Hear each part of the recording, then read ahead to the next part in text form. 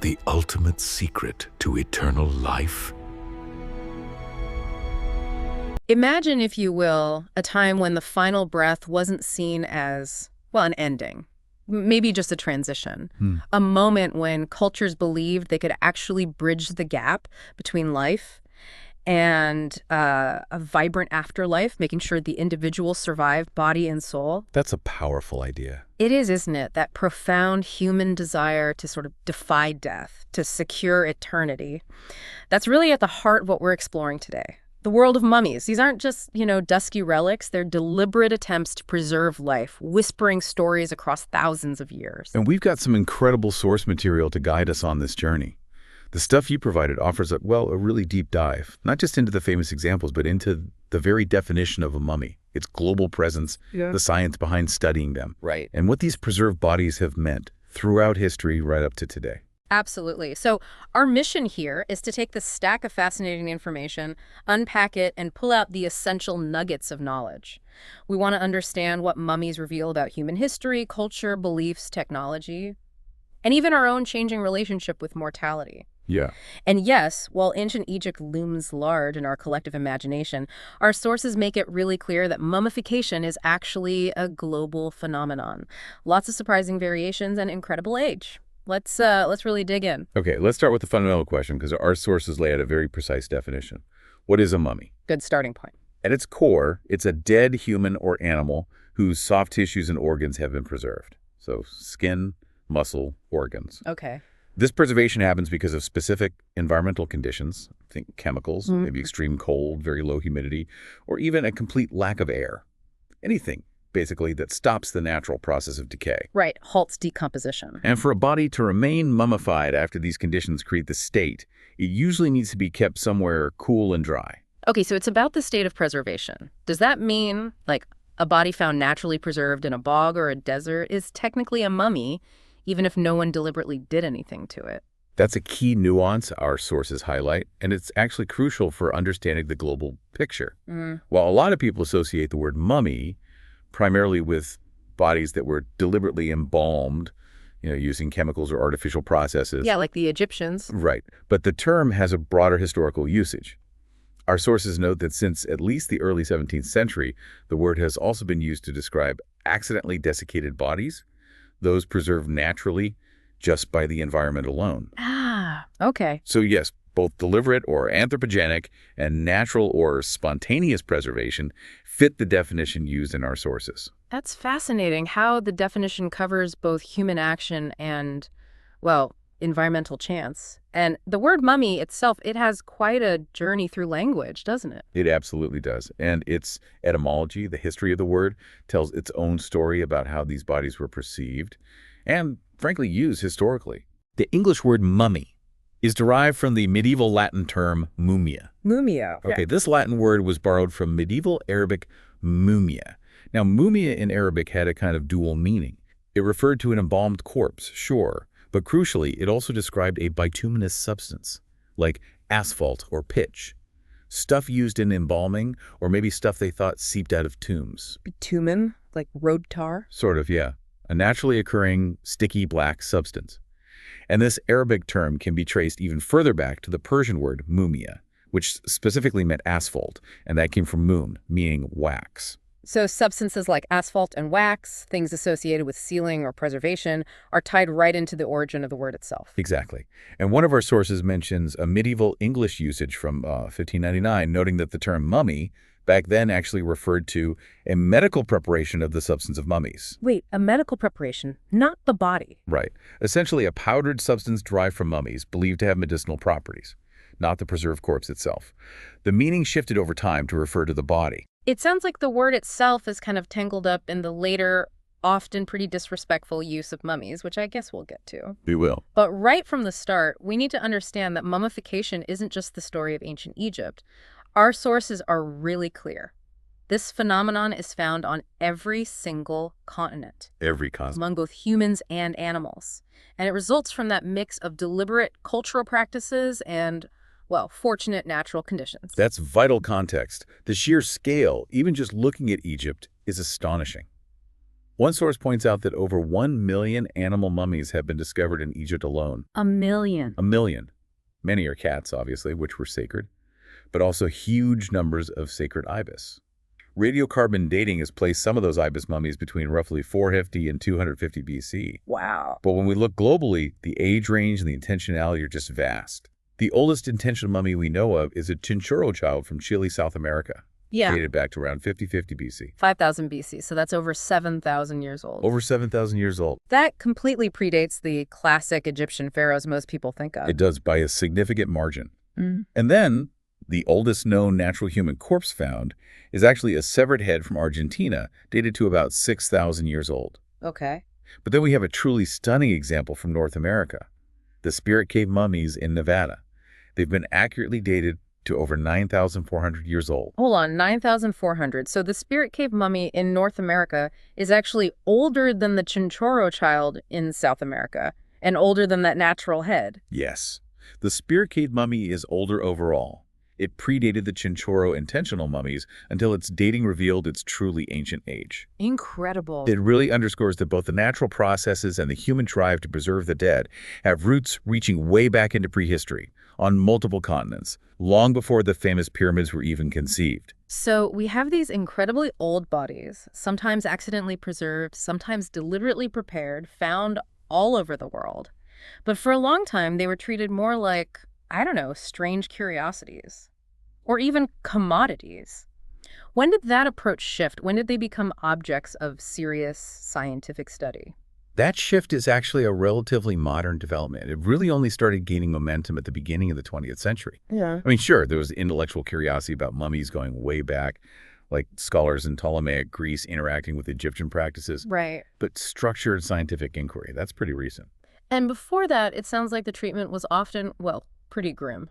Sadly, yes. Yeah. Many rediscovered mummies, particularly from Egypt during that 19th century craze for Egyptology, were treated more like artifacts.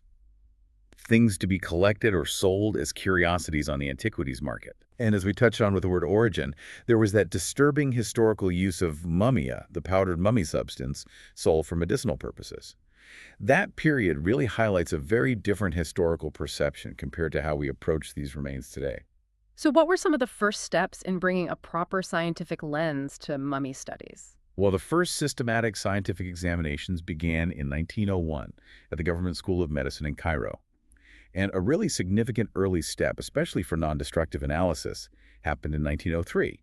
Professors Grafton Elliott Smith and Howard Carter. Howard Carter, of Tutankhamun fame. The very same. They conducted the first known X-ray of a mummy. They examined the body of Thutmose V using the only X-ray machine available in Cairo at the time. Pretty pioneering stuff for the era. Wow, an X-ray back then. Yeah.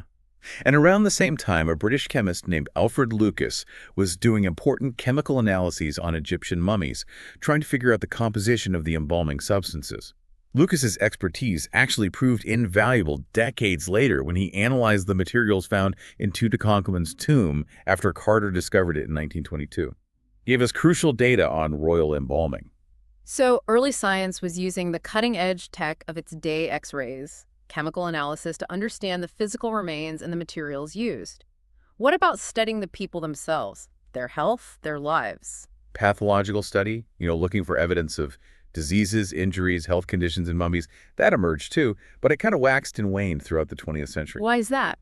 Well, it was often limited by the need to physically disturb or unwrap the mummies, which understandably was increasingly discouraged due to preservation concerns and growing ethical considerations. Makes sense. A major turning point that really revitalized and standardized the field was the First World Congress on Mummy Studies, held in Tenerife in the Canary Islands back in 1992. That sounds like a pivotal moment, bringing everyone together. It truly was. It brought together over 300 scientists from all sorts of fields, archaeology, medicine, genetics, chemistry. It allowed them to synthesize nearly a century's worth of collected data and, disparate findings. That's cooling knowledge. It triggered a whole new surge of interdisciplinary interest. And crucially, it enabled the integration of biomedical and bioarchaeological data that had previously been really difficult to gather and compare just because of the specialized techniques and lack of a unified platform. It really laid the groundwork for modern mummy studies. And the technology available to researchers today must be light years beyond what they had in 1903 or even 1992. Oh, absolutely. CT scanning has revolutionized the field. It's an incredibly powerful, non-destructive tool. It lets researchers perform a kind of digital unwrapping of mummies. Digital unwrap. Yeah, creating detailed 3D reconstructions without needing to physically touch the fragile remains. The level of detail is astounding. You can digitally visualize tiny, intricate features, like the little linen pieces used to stuff the nostrils or other cavities during Egyptian embalming. You can reconstruct them in virtual space. So it's like performing a virtual autopsy then. Precisely. Digital autopsies using CT scans are pretty commonplace now. They let researchers determine the cause of death, study internal organs, skeletal structures, assess lifestyle factors from bones or teeth, analyze health conditions. Amazing. It was used, for example, in those extensive studies of Tutankhamun, trying to learn more about his health and possible cause of death. It's a way to glean vast amounts of information and learn about the person's life and death story without damaging the unique historical artifact. It's a remarkable progression, isn't it? From, well, grinding them up for medicine to using high-tech scanners to respectfully uncover their secrets. Now, let's turn our attention to the culture most synonymous with mummies. Ancient Egypt. Why was preserving the body so profoundly important to them? Right, this gets to the absolute heart of their belief system. One of our sources really explains this beautifully. For the ancient Egyptians, death wasn't an obliteration. It wasn't the end. Just a transition, like you said earlier. Exactly. A passage to a vibrant, active afterlife. Their whole cosmology was built around the idea that life could continue eternally, but only if the right conditions were met. And those conditions involved the physical body. Had to have them. Absolutely critical. This is where their concepts of the spiritual components of a person come in. Primarily the Ka and the Ba. The Ka and the Ba, okay. They believed in the Ka, which is often described as your vital life force, your essence, something created at birth that needed sustenance even after death. And the Ba, often seen as the personality or soul, which would travel out from the tomb during the day, Right. but needed a physical form to return to at night. Yeah. Both the Ka and the Ba needed a preserved physical body to recognize and reunite with in the afterlife. This reunion essentially created the Akh, the transfigured, immortal spirit. So without that preserved body as a sort of anchor point.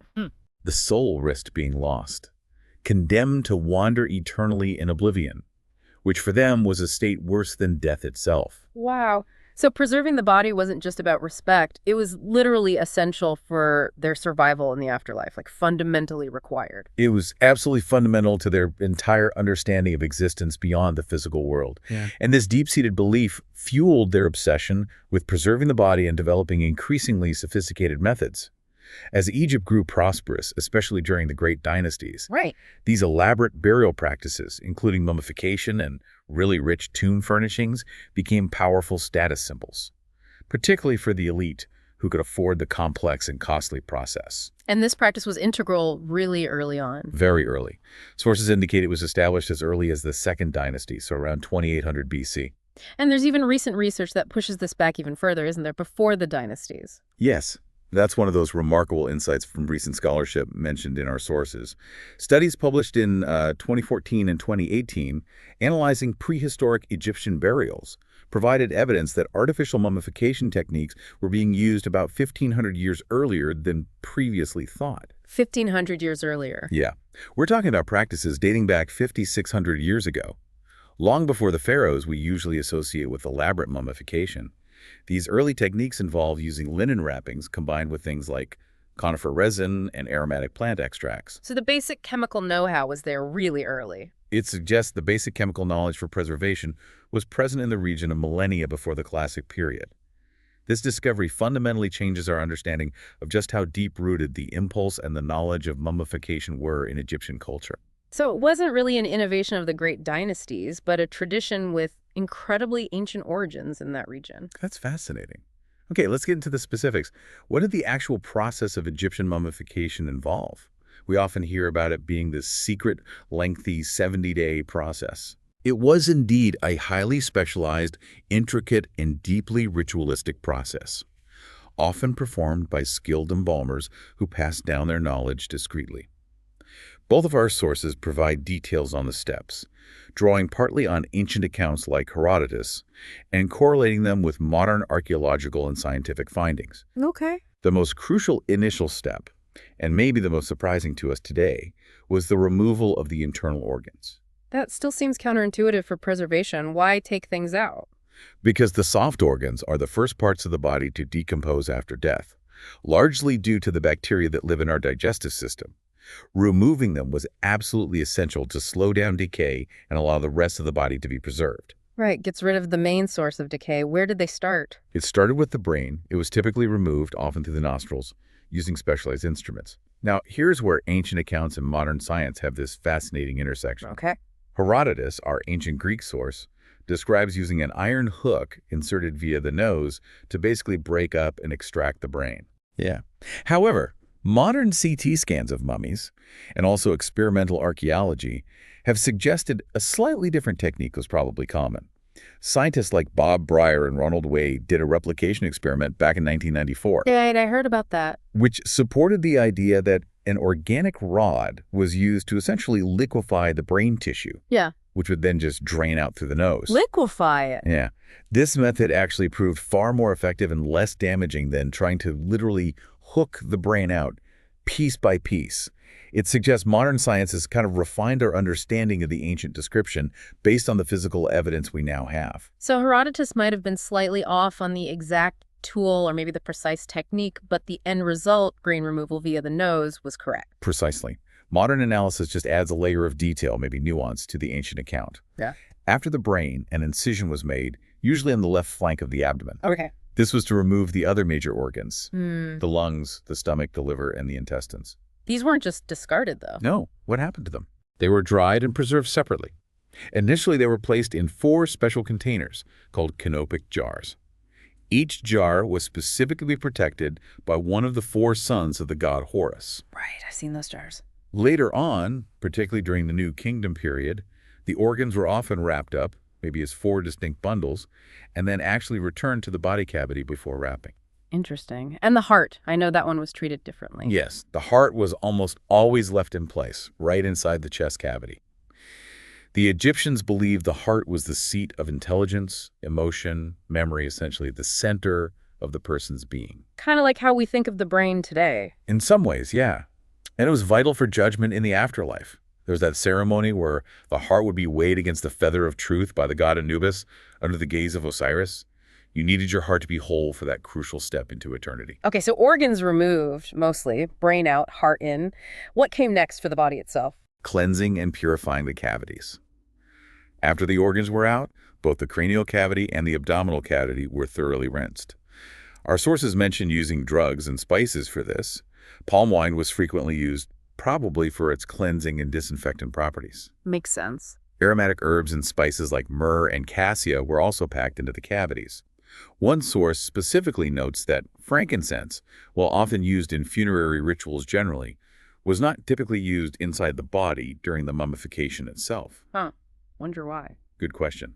Maybe it interfered somehow or wasn't seen as necessary for that internal step. But these other substances help further clean out residue, kill bacteria, and definitely contributed to the preservation. Then came the longest part, right? The drying, using that natron salt. Exactly, the crucial dehydration phase. The body was then packed inside and out with natron. It's a naturally occurring salt mixture, kind of like baking soda and salt, found in abundance in Egypt, especially in dry lake beds. So they just covered the body in it. Covered it completely and packed it inside the empty body cavity too, according to one source. Natron is a really powerful desiccant. It absorbs moisture extremely effectively. So this salt slowly and thoroughly dried out all the body's tissues, preventing bacterial action and decay. And this took 70 days? Or was it 40? I think the sources differed slightly. Yeah, there's a slight variation mentioned, or maybe just a nuance in what the timing refers to. Herodotus specifically says 70 days for the body to remain in the natron. Another source mentions a 40-day period for the drying phase itself. Okay. It's possible Herodotus was referring to the entire duration from death to the final wrapping, which was roughly 70 days total. That 70-day period is often linked to astronomical observations, like the time the star Sirius was invisible, which coincided with the Nile flood. So maybe the actual natron immersion phase varied, but 70 days for the full process seems to be the common cited duration. Regardless of the exact time frame, this desiccation step was absolutely essential. So the body is dried out like jerky, basically. What happens for the final steps? After the natron had done its work, the body was removed. It was cleaned again, very carefully, to remove all the salt residue. And then the intricate process of wrapping began. This is a highly skilled and incredibly time-consuming task, done by specialized priests or embalmers. Linen bandages, right, lots of them. Thousands of yards of linen bandages, often cut into strips of varying widths. These were applied in multiple layers, sometimes in really complex geometric patterns, meticulously wrapping every single part of the body, fingers, toes, everything. And this is where they place the amulets for protection. Yes, exactly. As the wrapping progressed, numerous protective amulets were strategically placed between the layers of bandages. These little charms, made from materials like gold, faience, which is a type of glazed ceramic, or semi-precious stones, were believed to have magical properties. To protect the deceased. Right, to protect them on their perilous journey through the underworld, the duat, and into the afterlife. Common examples you might recognize are the scarab beetle, symbolizing rebirth, the Eye of Horus, representing protection and healing, and the Ankh, the symbol of life itself. The sheer number and variety of amulets could be immense, depending on the person's status. Wow. Finally, the outer layers of the wrapping were often coated with a gum or resin. Modern analysis has shown this resin didn't just help seal and hold the bandages together. It also provided an extra layer of protection. It acted as a kind of waterproofing agent and had antimicrobial properties too. It sounds like every single step, from taking the organs out to that final coating, was incredibly deliberate and just imbued with symbolic and protective meaning. And priests were involved throughout this whole thing. Absolutely. The entire 70-day process was deeply ritualistic and religious.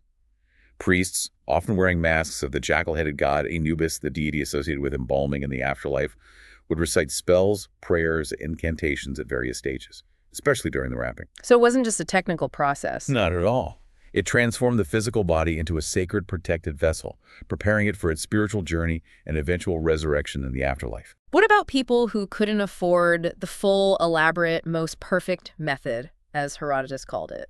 Did he describe options for some, different social classes? He did, which tells you that even in death, there were varying levels of expense and effort applied to preservation. He described a method for avoiding expense, which was likely for a sort of middle-class client. Okay, what did that involve?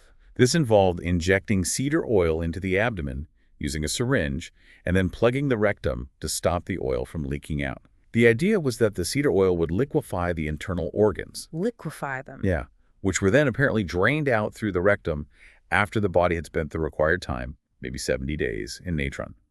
This method bypassed the costly and labor-intensive process of surgically removing and separately preserving each organ. Okay, so a less hands-on approach. And the cheapest. Then there was the inexpensive method, likely for the poorest classes.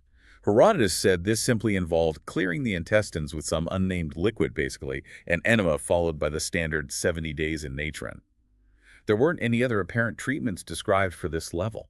So the preservation would be much less effective, presumably? Far less effective, relying mostly just on the drying effect of the natron. It really shows that even the afterlife had its class distinctions reflected right there in the preservation methods. It's also worth mentioning something you hinted at earlier. Disturbing these ancient spaces isn't always without risk for the living, is it? Not just curses, but real physical stuff. Yes, our sources mention that, particularly in the environment of ancient Egyptian tombs, a specific fungus, Aspergillus niger, is often found.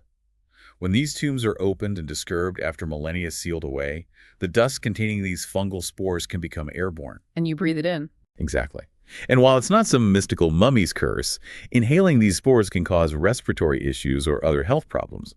It highlights that interacting with very ancient remains can involve exposure to ancient pathogens or mold. Adds a practical caution to the mystery. It's incredible the level of detail and belief that went into every single step of the Egyptian mummification process, all driven by that central belief in needing the body for the afterlife. But as you said, the preservation itself was only part of the quest for eternity. The destination, the final resting place, was just as crucial. Absolutely. Preservation prepared the physical vessel, but the tomb was the pernehe, the house for eternity, the permanent dwelling where the ka and ba could reunite with the body and the individual could truly live on in the afterlife. And the mummy wasn't just laid to rest simply. It was like a journey into layers of protection and symbolism, even within the tomb. Yes, the mummy itself was typically placed within a series of nested coffins. These could be incredibly elaborate, painted with religious scenes, hieroglyphs, portraits of the deceased, often fitting snugly inside one another like a set of Russian dolls. Right. These coffins then culminated in a massive, heavy stone sarcophagus. That provided the ultimate layer of physical protection for the body deep within the tomb chamber. And the tomb itself was more than just a burial room. It was designed to be a complete environment for the afterlife, wasn't it? That's exactly right. The tomb chamber was conceived as a kind of self-sufficient dwelling for the deceased's spirit. It was filled, often lavishly, with a treasure trove of objects meant to sustain and serve them in eternity. Like what kind of things? All the necessities and luxuries of life. Furniture like chairs and beds, food and drink offerings, sometimes real, sometimes symbolic models, clothing, jewelry, tools, weapons, games, a vast array of grave goods. And crucially, they also included Ushabti figures. Ah, the little statues. Yes, these were small, servant-like statues, often made of faience or wood. Oh. The belief was that they would magically come to life in the afterlife and perform any manual labor that might be required of the deceased. Things like farming or building. This freed the tomb owner for eternal leisure. They really thought of everything to ensure comfort and convenience in the next world. What about the walls of the tomb? They're famously covered in artwork. The tomb walls were adorned with vibrant murals and intricate relief carvings. And these weren't just decorative, they were functional and magical. Functional how? They depicted scenes from the deceased's life on Earth, showcasing their status, their achievements, their family. But they also depicted crucial religious imagery related to the afterlife. Scenes from the journey through the Duat, the Egyptian underworld, showing the trials and tribulations. Right. And ultimately depictions of the deceased being welcomed into paradise, the field of reeds, the Egyptian equivalent of heaven. These images were believed to provide guidance and magically ensure a successful passage. And there was one final critical ritual performed just before sealing the tomb forever. The opening of the mouth ceremony, a very solemn and complex ritual. It was performed just before the tomb was permanently sealed. Using a set of specific ritual tools, priests would symbolically touch the mouth, eyes, nose, and ears of the mummy, or sometimes its coffin or funerary mask. Why do that? The purpose was to symbolically restore the senses of the deceased, to allow the mummy to once again see, hear, smell, eat, and speak in the afterlife, making it a fully functional and aware being, ready for its eternal existence. It was the final act of animating the body for resurrection. It's hard to overstate how central mummification was to Egyptian life and death, just this complex tapestry of belief, ritual, and technical skill. But as we said right at the start, mummies are found all over the world. That intentional Egyptian practice, driven by their specific religious needs, is just one piece of a much larger global phenomenon. Exactly. While Egypt certainly perfected deliberate mummification for religious reasons, preservation occurs through that whole mix of anthropogenic human-caused intervention and spontaneous environmental conditions on every single continent. It's fascinating to see the different ways this happens and the very different reasons behind it, or sometimes no reason at all, just chance. So let's take that trip around the world, continent by continent, and look at some of the incredible examples detailed in our sources, highlighting how diverse the reasons and methods can be, starting back in Africa, but beyond Egypt this time. Okay. In the Canary Islands, for example, before the Spanish conquest in the 14th century, the indigenous Guanche people practiced intentional mummification.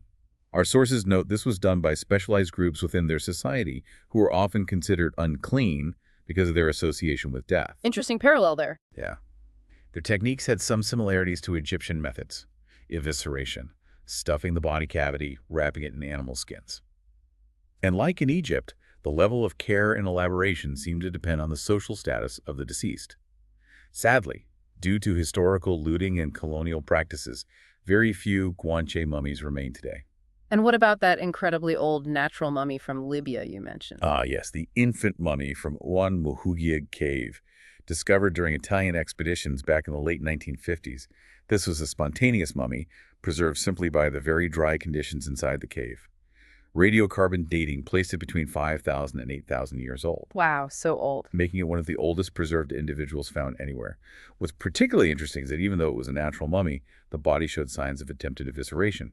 There was an incision on the abscess, the internal organs were absent, and some herbs were found packed inside the cavity. So maybe they tried. It suggests that even in this very early period, people in that region were potentially experimenting with deliberate preservation techniques, even if the primary factor in this specific case was the environment itself. It blurs the lines. It certainly does. blends natural and intentional preservation at a very early date. And then, jumping forward quite a bit in time, we have the first mummy discovered in South Africa back in 1999, nicknamed Moses. He's about 2,000 years old and has been linked to the indigenous Khoi culture. Okay. And discoveries like this, linking ancient remains directly to contemporary indigenous groups, often raise complex questions. As noted in our sources, this led to demands for repatriation by modern Khoi chiefs. It highlights those ongoing ethical and legal discussions around the ownership and study of such finds, especially when they're linked to living cultural traditions. That theme of repatriation definitely comes up frequently when discussing mummies connected to indigenous peoples. Let's move over to Asia. Our sources suggest many Asian mummies are the result of accidental preservation, often due to the environment. That's often the case, yeah. Especially in dry desert climates, which are just ideal for natural desiccation. However, there are some really notable exceptions, even in challenging environments like warm, moist climates, which makes these examples particularly remarkable when they're found. Like the famous Lady Dai in China, Shinzui. Exactly. Shinzui, or Lady Dai, discovered in the 1970s in a tomb from the Han Dynasty. Her body was preserved to an absolutely extraordinary degree, far beyond what you'd expect in the warm, moist climate of where she was buried. Surgeons were even able to perform a full autopsy on her body over 2,000 years after her death. Incredible. Found incredibly well-preserved soft tissue, internal organs. The exact combination of factors that led to her remarkable preservation, maybe a highly sealed tomb, perhaps some kind of mysterious burial fluid, it's still debated by scientists, adds to the intrigue. And then there are the Tarim mummies, found in a very different environment in China, right? The desert. The Tarim Basin, yes. A vast, extremely dry desert, perfect conditions for natural desiccation. Over 200 Tarim mummies, some dating back over 4,000 years, have been found there. They were buried in distinctive ways, often placed in upside-down boat-shaped coffins with wooden poles marking the graves.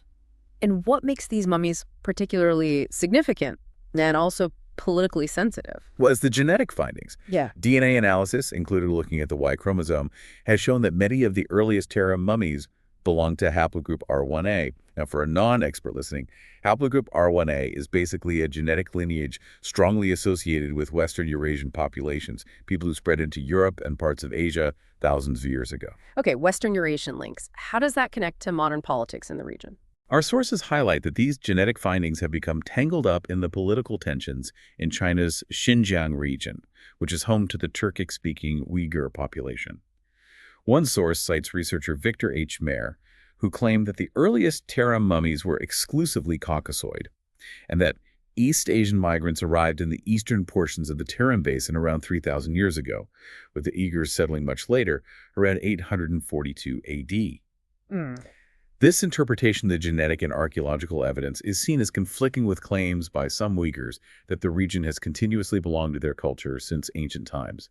It's a really clear example of how ancient discoveries and their interpretation can become deeply intertwined with contemporary identity, politics, and territorial claims. Our sources present these differing perspectives impartially, just reporting the information provided. It's a powerful reminder that the past isn't always neatly separated from present-day issues, is it? Moving west a bit, what about Iran? The salt men? The salt men of Iran, found in the Duzlak salt mine. At least 8 bodies, remarkably preserved by the salt environment of the mine itself. Carbon-14 dating places some of them around 400 BC. Preserved by salt. Exactly. And isotopic analysis of their bones and teeth suggests they weren't necessarily from the immediate area of the mine, but maybe from farther afield in the region. It's believed their deaths were likely accidental, perhaps during a temporary period of mining when a roof collapsed or maybe a flood occurred. The salt just acted as a powerful natural preserving agent. Salt, cold, dry deserts, all these different environments leading to preservation.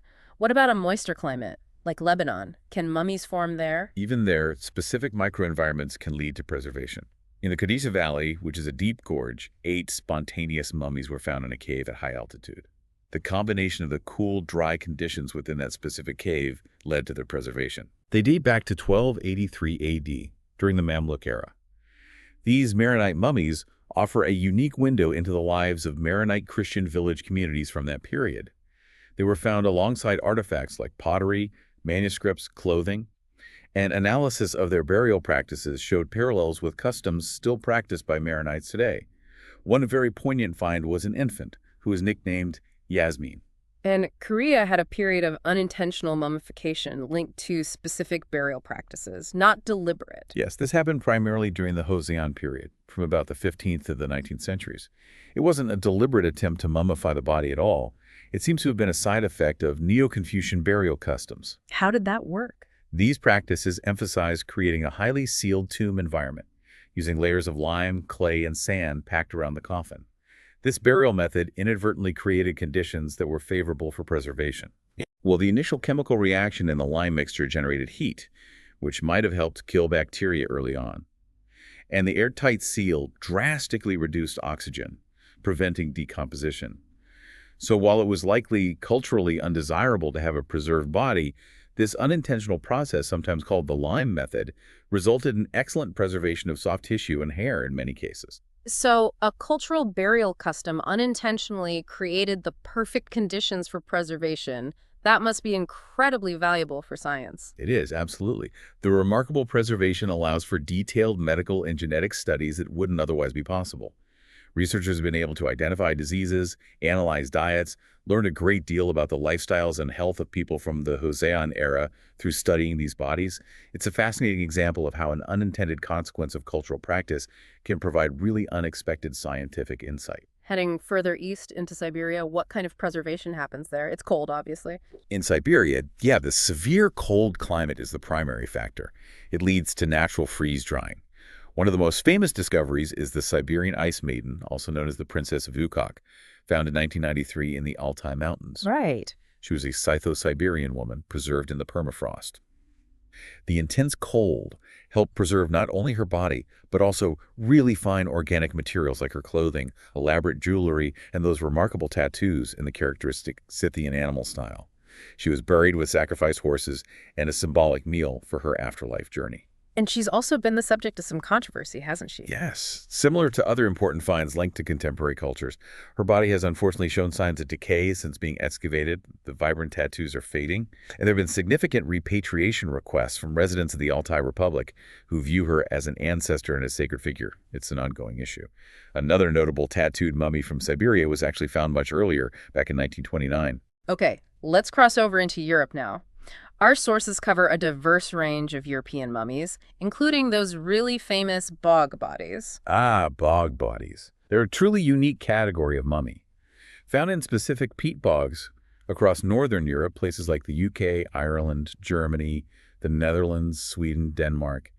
These bodies are often remarkably well preserved, but frequently show signs of violent death. Violent death. Yeah, which leads many researchers to link them to murder or maybe ritual sacrifice carried out millennia ago. The chemical and environmental conditions of the bog are key. You have high acidity from the peat moss, low temperatures, and a complete lack of oxygen. All right. This creates a unique preserving environment. The acidity essentially tans the skin and soft tissues, turning them dark brown and leathery. But paradoxically, that same acidic environment often dissolves the bones completely. It's incredible that soft tissue can survive, but the bone just disappears. It's a very unique preservation process. And because the digestive process slows down so drastically in the cold bog environment, researchers can often analyze the stomach contents to determine the individual's last meal, giving incredibly specific details about their final moments. Amazing detail. Any famous examples? Oh, yeah. There's the Haraldskær woman from Denmark, who was initially misidentified as a legendary queen, and the Tollen man, also from Denmark, whose face and feet are just exceptionally preserved, though only his head remains now.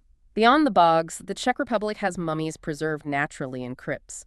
Yes, in underground church crypts, where the air is typically cool and dry conditions that favor natural desiccation or drying out. The Capuchin crypt in Brno is a well-known example. Bodies were laid on bricks, allowing air to circulate, and they naturally preserved. In another town, Vamberg, mummies in a church crypt were unfortunately damaged by water infiltration, but many were rescued. And the Kletovi catacombs house mummies of Jesuits and aristocrats. Many were lost to humidity issues over time, but they installed an updated air conditioning system to try and preserve the remaining ones. Denmark has those bog bodies, but also mummies found in burial mounds, right? Not just bogs. Correct, highlighting the variety even within one region. Besides the bog bodies, Bronze Age burial mounds have yielded preserved bodies. For example, the 3 Borum Eshuj mummies were found together in a mound with artifacts suggesting they were of higher status. The Skridstrup woman and the Exved girl, also from Bronze Age mounds, were found with elaborate clothing, hairnets, jewelry again, indicating elevated social standing. The Ekfed girl's burial was particularly poignant as it also contained the cremated remains of a young child buried with her. Moving southward to Hungary, another significant collection was found in a crypt there, too. In Vac, yes. A Dominican church crypt contained a large number of naturally mummified bodies, 265 individuals in total, buried between 1729 and 1838. This was a scientifically important discovery.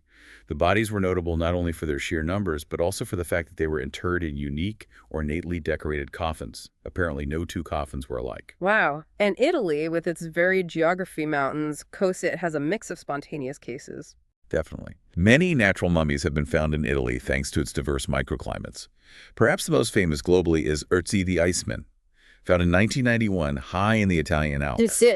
He's Europe's oldest natural mummy, dating back about 5,300 years. The freezing conditions preserved him remarkably well, allowing scientists to learn incredible details about his life, his health, even his last meal and his tattoos.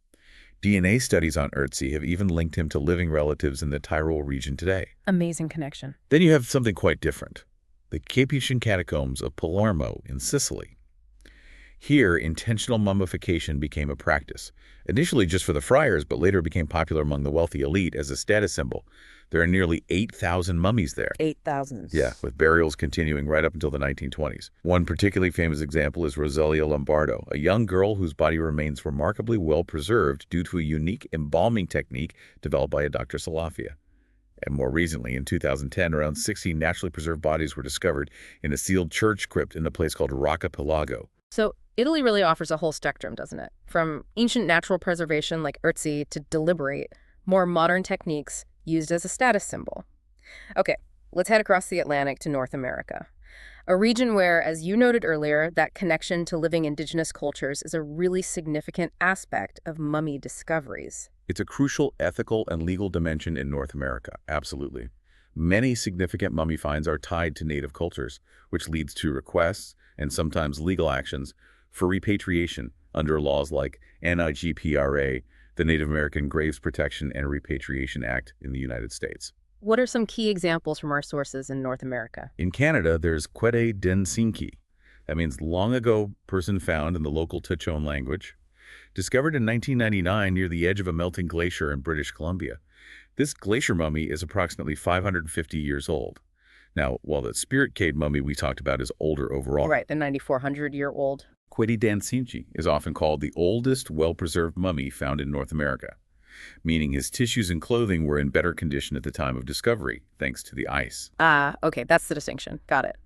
And Greenland, any finds there? The Killikitsock mummies. Discovered in 1972 in an abandoned Inuit settlement in Greenland, 8 natural mummies dating to about 500 years ago were found preserved in a cave. The sub-zero temperatures and dry winds within the cave naturally freeze-dried them. The group included women, a boy, and even a 6-month-old baby. Offers a rare, intimate glimpse into an ancient Inuit family or community. Incredible. Mexico has a mix too, right? Intentional pre-Columbian mummies and then later natural ones. Yes. Pre-Columbian cultures like the Aztec did practice intentional mummification to some extent, often bundling bodies and sometimes using ceremonial masks. However, many of the widely known mummies you might see displayed in public museums in Mexico, like the famous mummies of Guanajuato. Yeah, I've heard of those. They're actually naturally desiccated bodies from the late 19th century. Their preservation is thought to be primarily due to the dry, warm climate and maybe specific tomb conditions, rather than unique soil minerals, which is sometimes claimed. These bodies have been on public display since 1970, and notably include the museum's claim of having the smallest mummy in the world, a mummified fetus. There are other Mexican mummies displayed in Encarnacion de Diaz, too. And finally, back to the spirit caveman in the U.S., the oldest one overall and the center of that repatriation case. Right. Discovered in a cave near Fallon, Nevada, way back in 1940. Initial dating was less precise, but radiocarbon dating in the 1990s confirmed his incredible age over 9,000 years old, making him the oldest deliberate mummy found in North America. And the controversy. His remains were held by the Nevada State Museum for decades. Starting in 1995, the local Fallon Paiute tribe initiated a legal battle under NIGPRA to have the remains repatriated, asserting their cultural affiliation. The conflict lasted for over 2 decades, involved significant scientific study, legal proceedings. It was complex. And the outcome? Ultimately, DNA sequencing confirmed his genetic relationship to modern Native American populations. Yeah. And he was finally repatriated to the tribe for reburial in 2016. This case is really a landmark example of the complex interplay between scientific research, cultural heritage claims, and federal law concerning ancient human remains linked to indigenous peoples. It truly highlights the ethical considerations and challenges involved in studying such ancient human remains when there are living descendant communities. Okay, moving on to Oceania. The study of mummies there seems to have been historically a bit more challenging. It has, yeah. Partly due to factors like climate tropical regions aren't generally great for preservation, and also the nature of historical records. Much of the earlier literature on preservation practices in the region, covering places like Australia, New Guinea, New Zealand, the Torres Strait Islands, was more anecdotal, often based on accounts from colonial periods. So what were some of the traditions in this part of the world, based on what we know? Aboriginal traditions in parts of Australia are thought to be related to those found in the Torres Strait Islands, between Australia and New Guinea. The Torres Strait Islanders, in particular, seem to have had a higher degree of technical skill and creativity in their mummification practices. How so? They would remove internal organs, then dry the bodies either in the sun or over fires using smoke. Some tribes even collected the fat rendered during this process, mixed it with red ochre pigment, and then painted it back onto the mummy's skin. Wow, that's elaborate. Full-body mummification in mainland Australia, where it was practiced, was generally less technically complex, perhaps adapted for the nomadic lifestyle of some groups, allowing for easier transport of the preserved body. And in New Guinea, smoking bodies. Yes, the Angu or Anga people of Papua New Guinea practiced smoking the bodies of their dead as a preservation method, right up until the mid-20th century. These smoked mummies were often displayed publicly, seated on racks, visible to the community. In New Zealand, the Maoris are well known for mummifying heads, the mokamokai. Yes, the mokamokai. These were the mummified heads of Maori men, often warriors killed in tribal warfare, preserved as trophies. They were meticulously prepared, often preserving the intricate facial tattoos, the moko. And they became collector's items. Tragically, yes. In the 19th century, Europeans developed this morbid fascination with these tattooed heads.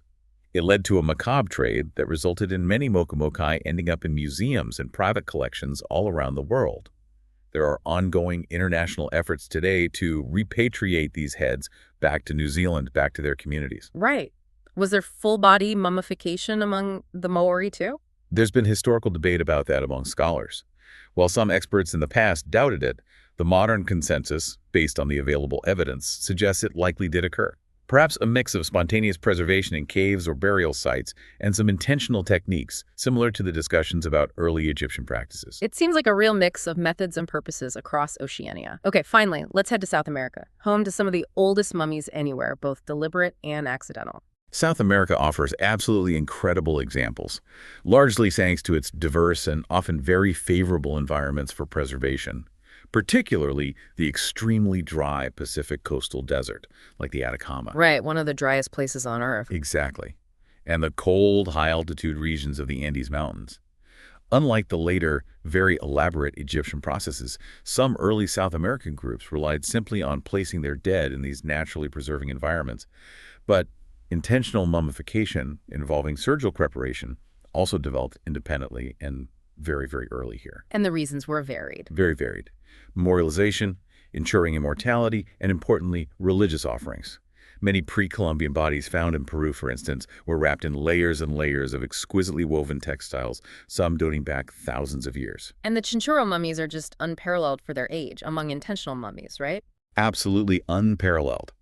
The Chinchorro culture, who lived along the coast of modern-day Chile and Peru, were preparing bodies intentionally as early as the 5th millennium BC. That's around 7,000 years ago. And they continued the practice for about 3,500 years. They are the oldest intentionally prepared mummified bodies ever discovered, anywhere. And their process was sophisticated. Very sophisticated for the time.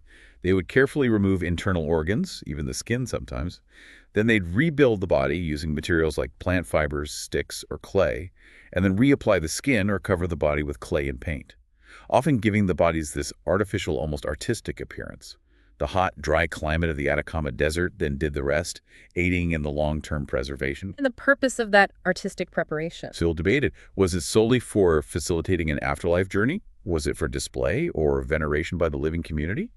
Maybe a combination? Then you have the famous Inca ice mummies, preserved by cold. Yes, incredible examples of natural preservation due to extreme cold at very high altitudes in the Andes. The first really significant discovery was the mummy of El Plomo in Chile in 1954. The naturally frozen body of a child, believed to have been a wealthy offering based on his clothing and ornaments. He was considered the most well-preserved Andean mummy until Juanita. Mummy Juanita was discovered in Peru in 1995 near the summit of the Amparo volcano. Juanita wasn't desiccated, she was frozen solid, resulting in remarkably intact skin, muscle tissue, internal organs, just incredible preservation. She is widely believed to have been a ritual sacrifice. Why sacrifice? Several indicators.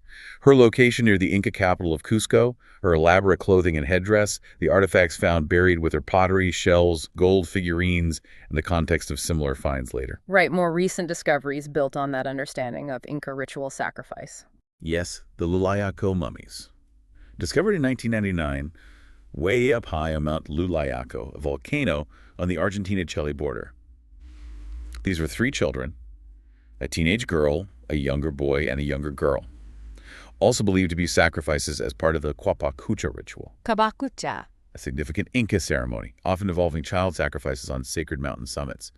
And biochemical analysis on these 3 children has provided some really poignant, almost heartbreaking details about their final months. Like what? It showed they consumed increasing quantities of alcohol, likely chicha, which is a fermented corn drink, and also coca leaves in the period leading up to their death. Why give them alcohol and coca to ease things? The dominant theory, supported by the presence of chewed coca leaves, actually found still in the mouth of the eldest child, the Lulayaco maiden, is that these substances were given to the children to make them more docile, more compliant, perhaps less aware of their impending fate before the sacrifice. It's a deeply moving and complex detail revealed by science about the human cost behind these ancient rituals. It really is. The Inca also mummified their emperors and wives, didn't they? But those mummies didn't survive. That's right. The Spanish conquistadors actually encountered these mummified Inca rulers when they arrived in Cusco in 1533. The Sapa Incas, the emperors, and their principal wives were mummified after death. They were kept in their former palaces, treated almost as if still alive, served by retinues, brought out for important ceremonies. Wow. The Spanish were reportedly quite impressed by the quality of the preservation. It involved organ removal, embalming, and likely a combination of techniques, including freeze-drying, because of the high altitude of Cusco. However, the Spanish viewed this veneration of mummies as idolatry. Right. So in 1550, they confiscated the royal mummies, took them down to Lima, the coastal capital, and there, in the humid climate, they deteriorated rapidly. They were eventually buried or perhaps destroyed. A search beneath the San Andres Hospital in Lima in 2001, where they were believed to have been interred, was unsuccessful. The crypt was empty, maybe removed after an earthquake, maybe lost to time. So many incredible examples across the globe, each with its own story woven from culture, belief, environment, sometimes sheer chance, and human ingenuity. We've covered these ancient practices, but mummies haven't just stayed confined to the tomb, have they? How have these ancient bodies been treated in the more modern world, sometimes in, well, surprising or even disturbing ways? Yeah, this part of the story reveals a lot about changing attitudes, and frankly, the less glamorous side of historical interactions with ancient remains. As we touched on earlier with the word mummy, historically, ancient mummies were sometimes treated just as raw materials or curiosities, rather than respected human remains or objects for scientific study. Like using them for medicine? That still seems so hard to believe. It's true, though, and it persisted for centuries. In the Middle Ages, partly due to misinterpretations of ancient texts, or maybe the origin of the word mumia, dried and ground-up Egyptian mummies were widely believed to possess healing properties. This substance, sold as mumia, was used in all sorts of remedies. What if they ran out of real mummies? When real mummies became scarce or expensive, substitutes were used like bodies of criminals or just bagamen. But even respected figures like the philosopher Francis Bacon and the scientist Robert Boyle back in the 17th century recommended genuine mumia for ailments like bruises or bleeding. The trade in mummified material was significant, sold in apothecaries across Europe and elsewhere until relatively recently, only really phasing out in the 18th and 19th centuries. Wow. And the art connection. Mummy brown paint. That's real. Yes, it's another strange chapter. A pigment known as mummy brown was literally derived from ground-up mummies. It was popular among artists, especially in the 17th century, for its warm, rich brown color and its transparency. Why did they stop using it? Its use declined significantly in the early 19th century as artists became more aware of its true grisly composition. While genuine mummy pigment fell out of favor, other brown pigment blends apparently kept the name mummy brown for a while, sometimes as forgeries, which were later just accepted under that name. And fertilizer, really? Yeah. From mummies? Unbelievably, yes. One source mentions that literally thousands of mummified cats from Egypt were shipped to England in the 19th century to be ground up and used as fertilizer.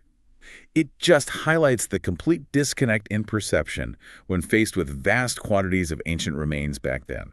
And the peak of the, let's say, disrespectful curiosity might have been those Victorian unwrapping parties. Oh, that was certainly a low point from a modern ethical perspective. The huge surge of interest in Egyptology in the 19th century led to wealthy aristocrats acquiring mummies, often looted or bought cheaply, and hosting unwrapping parties became this macabre form of upper-class entertainment. People actually went to these. Oh, yes. Figures like Thomas Pettigrew, an English surgeon who became known as Mummy Pettigrew for publicly unwrapping mummies, were pioneers of this. These events, often held in private homes or sometimes before learned societies, unfortunately led to the destruction of hundreds of mummies through their exposure to air and rough handling, erasing valuable scientific information and, of course, completely disrespecting the dead. So medicine, art, fertilizer, party entertainment. Were there other uses that are perhaps debated or even debunked now? Our sources mention a few stories that probably fall into that category. There's the often repeated anecdote, famously included in a Mark Twain story, about mummies being used as fuel for locomotives in Egypt. Fuel, like wood. Yeah, but our sources suggest this was likely just a joke or maybe folklore. It remains unauthenticated by any real historical evidence. Similarly, there's a rumor that mummy-wrapping linens were used to make paper, maybe during the American Civil War when paper was scarce. But mummy experts find the evidence for this really equivocal and consider it an unauthenticated rumor rather than a confirmed historical practice. Okay. It's clear that for a long, long time, mummies were seen through a very different, often quite exploitative lens. How is that changing today, particularly in places like museums that display them? There's a definite and important shift happening right now. A 2023 CNN report highlighted how many museums are rethinking their approach and the terminology they use when displaying or discussing human mummified remains. There's a growing movement away from using just the term mummy, What are they using instead? employing phrases like mummified person, or, when it's known, using the individual's actual name, like calling Tutankhamun Tutankhamun instead of just King Tut's mummy. And what's the motivation behind that change in language? The main aim is to emphasize the humanity of the individual. By using terms like mummified person, they want to remind visitors that this was once a living human being with a life, a story. It also seeks to distance the displays and the public perception from those sensationalized, often dehumanizing portrayals of mummies in popular culture. Monster movies, mummies curse legends. Right, the horror tropes. Exactly, which are seen as undermining the dignity and humanity of these ancient individuals. Our sources note that institutions like the British Museum, while not banning the word mummy entirely, are also increasingly using alternative terms and names. It's part of a broader effort to handle and present human remains respectfully and ethically. And mummification isn't just a thing of the past, or something found accidentally. There are modern examples, too, aren't there? Deliberate preservation or even self-mummification. Yes, there are some fascinating examples that either continue older traditions in some way or represent modern reinterpretations of the desire for preservation. One example is certain Buddhist monks who achieved a state sometimes called incorruptibility. Incorruptibility? Yeah, where their bodies remain preserved after death without any deliberate mummification process. It's a state sometimes achieved after intense ascetic practice and meditation, and these bodies are often venerated. In Japan, there was the practice of Sokushinbutsu, Sokushinbutsu. practiced by Buddhist monks until it was outlawed in the late 1800s. It involved monks undergoing extreme diets and spiritual preparation, apparently knowing their time of death, and then being buried alive in a specific way, often with drying agents like charcoal. This was a form of intentional self-mummification undertaken for spiritual reasons. Wow. And more secular or modern deliberate examples. There are several interesting ones. The philosopher Jeremy Bentham, for instance, famously requested that his body be preserved and displayed after his death. His auto-icon, basically his skeleton padded out and dressed in his clothes with a wax head, is still displayed at University College London. Right. Vladimir Lenin's body, of course, was famously embalmed and is on permanent public display in Moscow, a practice sometimes linked to the Russian philosophical movement called Cosmism, which included ideas about future resurrection. Then there was Gottfried Nosch, a German doctor in Venezuela in the late 19th century. He developed a unique chemical fluid that he claimed could mummify bodies without even removing the organs.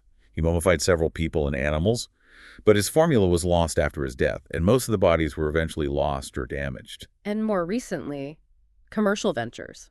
More recently, yes, there are commercial ventures like Summum, based in the U.S., which offers a service of modern mummification using their own proprietary process. And Alan Billis, a British man with terminal cancer, very publicly agreed to have his body mummified using ancient Egyptian techniques for a television documentary back in 2011. That provided invaluable data for modern science trying to understand the ancient methods. That's dedication to science. It really was. And even the body of Empress Amélie of Leuchtenberg of Brazil, who died in 1873, was found surprisingly well preserved when her casket was opened relatively recently.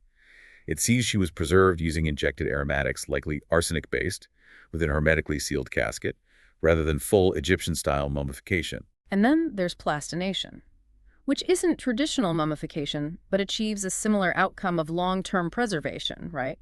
For study or display. Exactly. Developed by Gunther von Hagens. Plastination is a modern anatomical preservation technique. It involves replacing the body's water and fat with reactive plastics, like silicone or epoxy resin.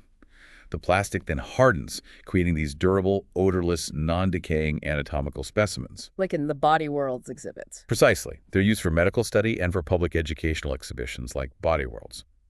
While it serves a very different scientific and educational purpose, quite distinct from ancient beliefs about the afterlife, it definitely represents our contemporary technological capacity to preserve the human form for different ends.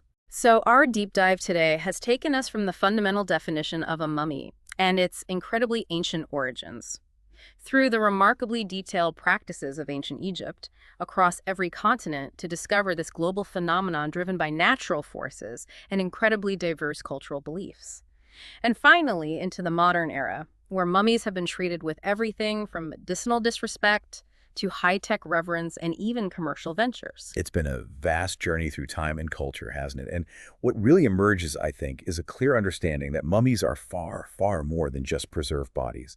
They are truly profound cultural artifacts. They're windows into the deepest beliefs and practices of past societies concerning life, death, the afterlife, social structure, identity. And as you mentioned, modern science, especially with non-destructive techniques like CT scanning, allows us to learn so much from these preserved individuals without even disturbing their final rest.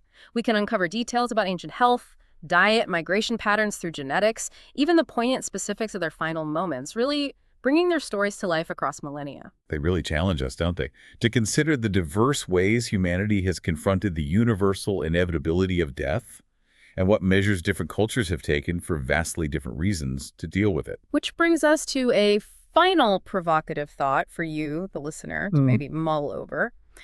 When we look at our own modern practices around death, whether it's embalming and traditional burial or cremation and scattering ashes, or even things like cryopreservation or plastination for display, what do these choices really say about our beliefs today? Good question. About the significance of the body, about memory and legacy, about what might come after life, if anything at all. How does our contemporary relationship with the dead, whether it's driven by hygiene, tradition, environmental concerns, or scientific curiosity, how does it compare to these ancient, often profound quests for eternal preservation? It's a question that echoes across thousands of years of human history, that's for sure. Indeed. Well, thank you for joining us on this incredible deep dive into the world of mummies. We hope it's given you plenty to think about and maybe sparked your own curiosity to keep exploring these fascinating historical and cultural practices.